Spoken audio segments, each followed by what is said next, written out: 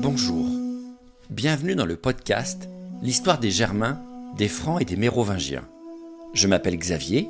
Et je m'appelle Romain. Abonnez-vous à notre podcast sérieux, Mais pas trop. conçu pour les passionnés d'histoire, qui veulent tout comprendre sur ces peuples, leurs aventures, leurs coutumes et leurs territoires durant le premier millénaire. Retrouvez-nous sur les réseaux sociaux Facebook et Instagram et sur notre site internet à meropodcast.fr. Et n'hésitez pas à nous faire part de vos commentaires ou à nous donner des étoiles sur votre plateforme de balado favorite. Ceci est l'épisode bonus 44. Wulfila, le petit louveteau. Dans l'une de ses biographies célèbres, écrite par son disciple, l'évêque Auxence, on apprend la chose suivante sur Wulfila. Je cite. Wulfila était un homme éminemment convenable. En vérité, un confesseur du Christ, un professeur de piété et un prédicateur de la vérité. Il n'a jamais hésité à prêcher ouvertement et très clairement à ceux qui voulaient comme à ceux qui ne voulaient pas. Le seul vrai Dieu, le Père du Christ, et le second rang de ce même Christ, sachant que ce seul vrai Dieu est seul non engendré. Vie et mort de Wulfila, d'Auxence de Dorostorum, année 383. Wulfila, petit louveteau en langue gothique donc, est né au début du IVe siècle, au nord du Danube, dans l'actuelle Roumanie vraisemblablement, c'est-à-dire en territoire barbare. Mais sa famille aurait été romaine d'origine en réalité, plus précisément de Cappadoce, à l'est de la Turquie moderne. Les parents ou grands-parents de Wulfila auraient donc été capturés lors des raids du IIIe siècle, déportés et relocalisés au nord-ouest de la mer Noire pour servir leurs nouveaux maîtres les Goths dans des communautés de prisonniers de guerre. Une étrange situation, inverse de ce qu'on vous a souvent raconté à propos des Germains, relocalisés de force en territoire romain comme la Gaule, mais qui a donc aussi existé dans l'autre sens. Wulfila sera donc élevé comme un homme à la double culture. Éduqué parmi les Goths, comme l'atteste son nom, mais parlant grec dans sa famille, qu'il élèvera en tant que chrétien.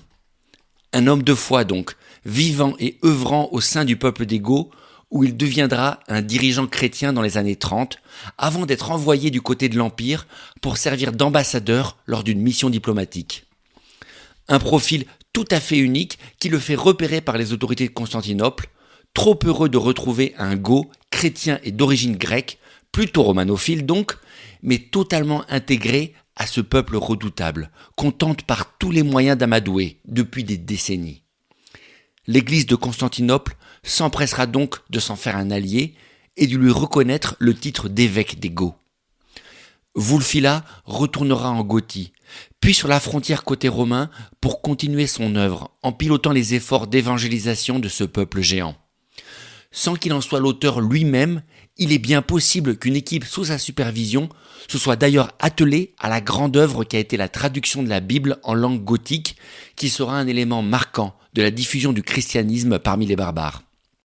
La petite spécificité de Wulfila, c'est bien sûr qu'il est un chrétien homéen, comme c'était la tendance en Orient dans les années 40 avec la prise de pouvoir de Constance II, ce qu'on raccourcit abusivement parfois comme arien.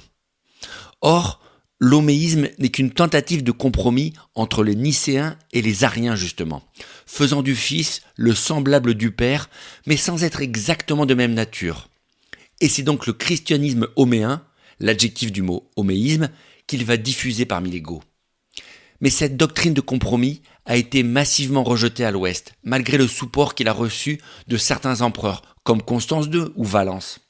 La plupart des évêques, à commencer par Saint-Hilaire de Poitiers, mais à sa suite les Saint-Ambroise de Milan ou les Martins de Tours, vont lutter férocement contre tous ceux qui ne voudront pas accepter le credo nicéen, pur et dur. Et l'homéisme va donc passer clairement dans la catégorie hérésie, à la prise de pouvoir de Théodose en 379, qui ne veut plus entendre parler de ce courant.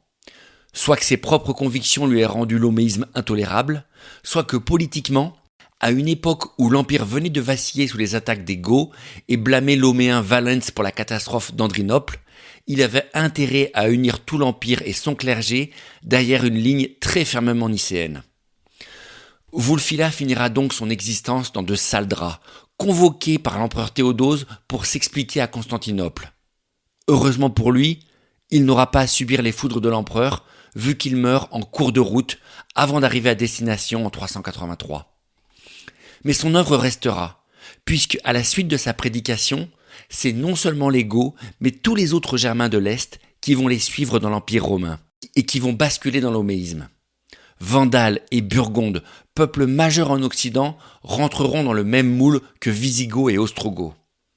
Et l'installation de tous ces braves gens en terre d'empire au 5e siècle, ultra majoritairement nicéenne, ne changera pas l'affaire, les leaders barbares et leurs soldats gardant leur spécificité religieuse.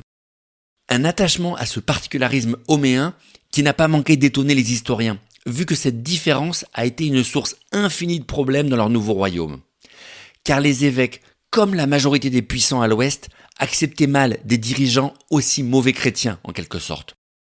Alors, l'explication la plus logique à cette particularité, au-delà des convictions spirituelles des individus, c'est la volonté farouche des rois barbares de ne pas voir leur groupe minoritaire dans les pays conquis se faire absorber culturellement justement par leurs nouveaux sujets. Rester homéens, c'est garder leur spécificité culturelle visigothique, burgonde ou vandale, avec une barrière infranchissable pour les séparer des populations conquises génération après génération. Une idée originale, mais périlleuse pour la stabilité des trônes barbares respectifs sur le long terme.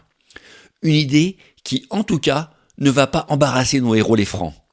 Clovis et ses descendants vont prendre l'exact contre-pied de cette stratégie.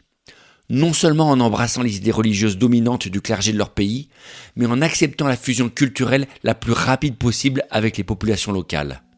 Avec un certain succès d'ailleurs, au vu de la longévité de l'État mérovingien, comme nous le verrons dès la saison 3.